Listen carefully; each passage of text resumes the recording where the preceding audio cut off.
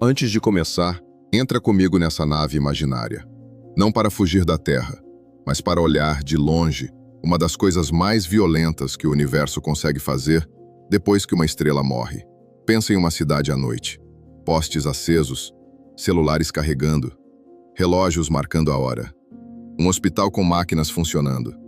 Um avião cruzando o céu. Tudo isso parece sólido, moderno, protegido. Mas existe um tipo de estrela morta que, se estivesse perto demais, poderia transformar essa normalidade em ruído. Ela se chama magnetar. Um magnetar é uma estrela de nêutrons, ou seja, o que sobra quando uma estrela muito maior que o Sol explode em supernova, perde suas camadas externas e deixa para trás um núcleo esmagado. Não é uma estrela morta no sentido calmo da palavra. É mais como uma cidade inteira comprimida em um objeto com poucos quilômetros de tamanho. Imagine pegar uma montanha, depois um planeta, depois uma parte do Sol, e apertar tudo até a matéria não ter mais espaço para se comportar como matéria comum. É nesse território que nascem as estrelas de nêutrons. Agora vem a parte estranha. Algumas dessas estrelas mortas carregam campos magnéticos tão absurdos que a nossa intuição simplesmente quebra.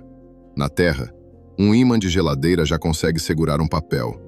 Um aparelho de ressonância magnética precisa de cuidado porque o campo dele é forte o bastante para puxar objetos metálicos.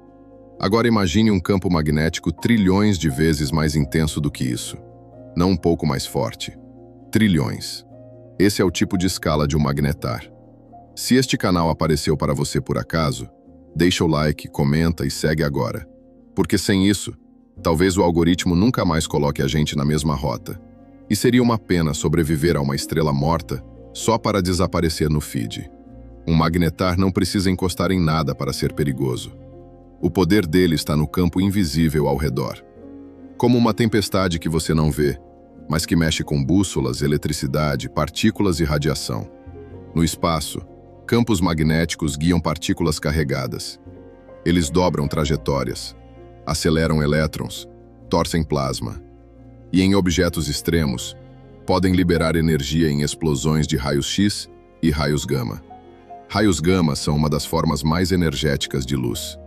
Você não vê com os olhos, mas a matéria sente. Satélites sentem. Detectores sentem. E se uma explosão intensa o bastante acontecesse perto demais, a atmosfera de um planeta sentiria também. Isso não significa que existe um magnetar apontado para destruir a Terra amanhã. O ponto não é esse. O ponto é perceber que o universo tem objetos que carregam, em silêncio, mais violência do que qualquer desastre que já vimos de perto. Um magnetar pode parecer pequeno numa imagem. Um ponto, uma fonte distante. Mas esse ponto é o cadáver de uma estrela com uma memória terrível do próprio colapso. Pensa em uma mola comprimida. Enquanto ela está parada, parece inofensiva. Mas toda a energia está ali, esperando uma falha. Em um magnetar, a crosta da estrela pode sofrer tensões. O campo magnético pode reorganizar energia. E, de repente, uma erupção atravessa o espaço. Não é fogo. Não é explosão química. É física em escala de pesadelo. Uma estrela comum brilha porque transforma elementos em seu interior. Um magnetar brilha de outro jeito, por causa da energia armazenada e dissipada no seu campo magnético. É como se a morte da estrela tivesse deixado para trás um motor invisível, girando no escuro. E existe algo quase ofensivo nisso. Porque a gente gosta de imaginar que o perigo precisa ser grande para ser real. Uma onda gigante, um vulcão, um asteroide, algo que ocupe a tela inteira. Mas uma estrela de nêutrons pode ter o tamanho aproximado de uma cidade. E ainda assim ser um dos objetos mais densos do universo. Uma colher de chá daquele material, se pudesse existir fora dali, teria uma massa absurda. Não caberia na nossa noção de peso. Agora combina essa densidade com rotação, com radiação, com campo magnético, com uma crosta sob tensão. O resultado é uma estrela morta que não está exatamente quieta. Ela gira, pulsa, emite, às vezes desperta. Vista de longe, pode parecer apenas mais um ponto no céu. Mas esse é um dos truques mais perigosos do universo. Ele esconde monstros em pontos. Se o magnetar estivesse perto demais, não seria como nos filmes, com uma bola de fogo chegando lentamente. O problema viria como radiação, como perturbação invisível, como uma mudança brusca no ambiente que protege um planeta. É por isso que estudar esses objetos importa.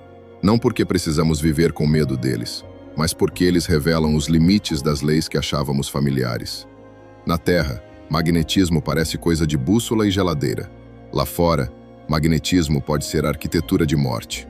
Quando uma estrela massiva explode, ela não simplesmente termina. Às vezes, ela deixa uma pergunta compactada no centro. Até onde a matéria pode ser esmagada?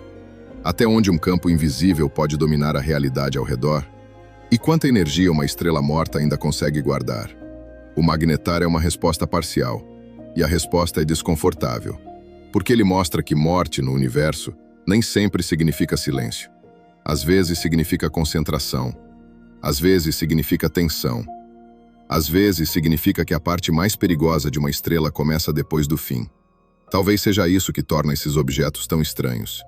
Eles não brilham como o sol, não parecem acolhedores, não iluminam mundos.